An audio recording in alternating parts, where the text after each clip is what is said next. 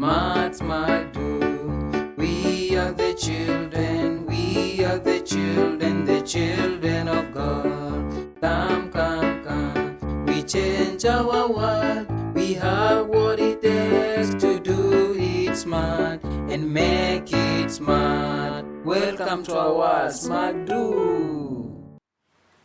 Hello, grade 4 pupils. Welcome to today's lesson. Today we are looking at characteristics of liquids. In the previous lesson, we looked at characteristics of solids, whereby we said solids are things that can be touched, things that you can touch and you can see. Those are solids. We gave examples of solids. We are not going to repeat. So today I want us to look at liquids. In the first lesson, we say that liquids are things which flow. Anything that can flow. Anything that can flow, we say that is a liquid. What are some of the examples of liquids? Anything that can flow. Examples of liquids. We gave examples of liquids. The most common liquid is water.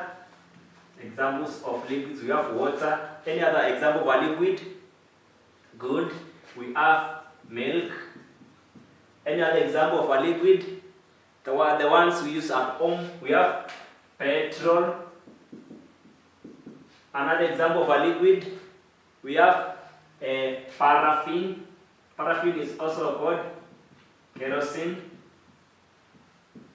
Another example of a liquid, we have milk, water, petrol, kerosene. We also have cooking oil. Cooking oil. Those are some of the examples of liquids we know. They are some of the more common liquids that we know. So, how do we say that something is a liquid and not a solid? We want to look at characteristics of liquids. I want us to look at characteristics of liquids.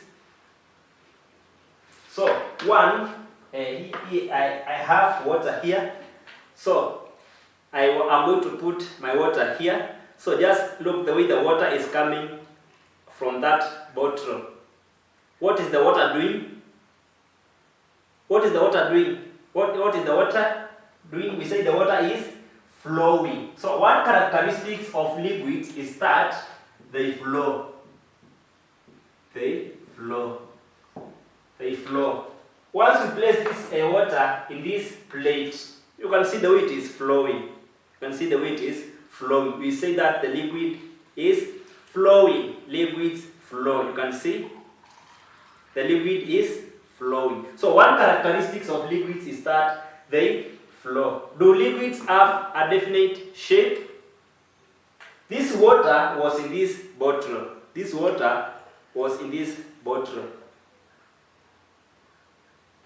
Now, can we tell the shape of the water in that bottle?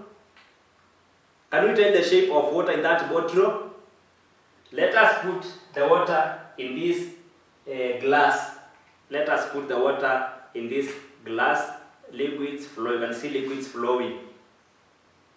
What is now the shape of the water here? Can you tell the shape of the water? No. Let us still put the same water into this cup. This is a cup. The same water into that cup. You can see now. What is the shape of that water? Lastly, we are going to pour the water into this plate. We are going to pour the water into this plate. What is happening? What is happening here? We say that liquids do not have a definite shape. Because you cannot say a water is circle. Have you ever seen circular water? Have you ever seen a square-shaped water? Have you ever seen milk which is triangular in shape?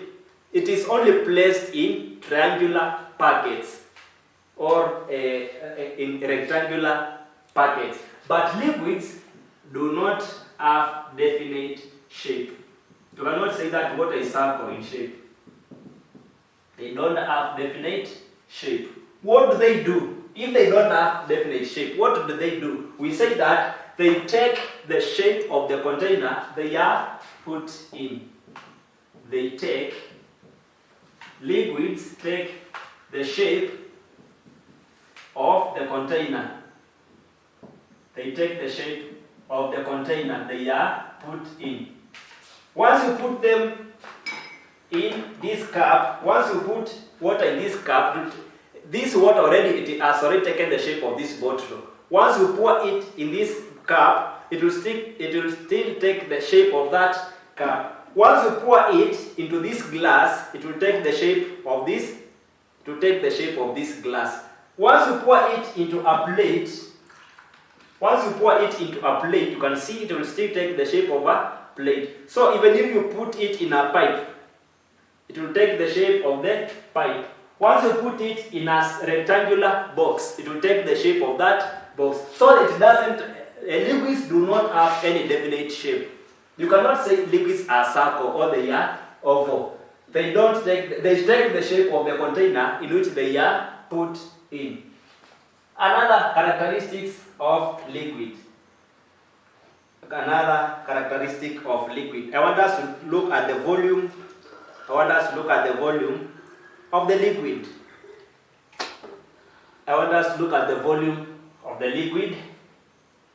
We are going to measure using this glass. We are going to measure our liquid using this glass.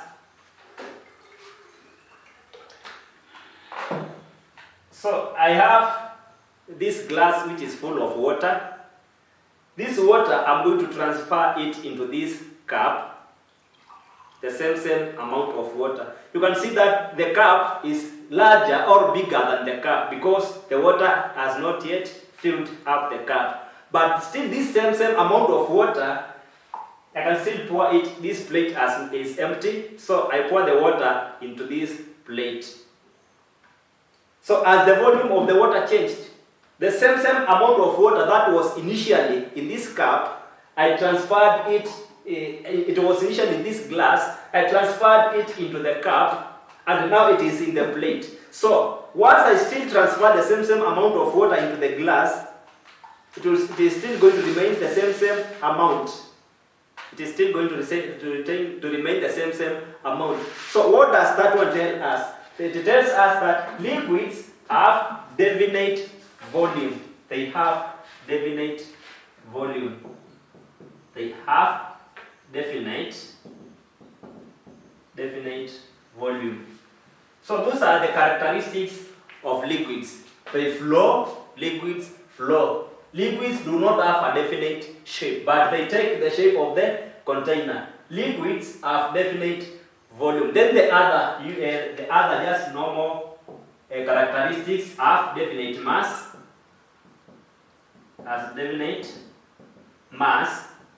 And the liquids occupy space. Liquids, you can see the water has occupied the space that was in this container.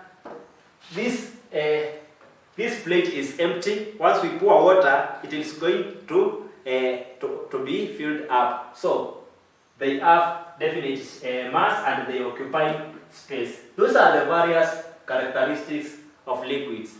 Thank you.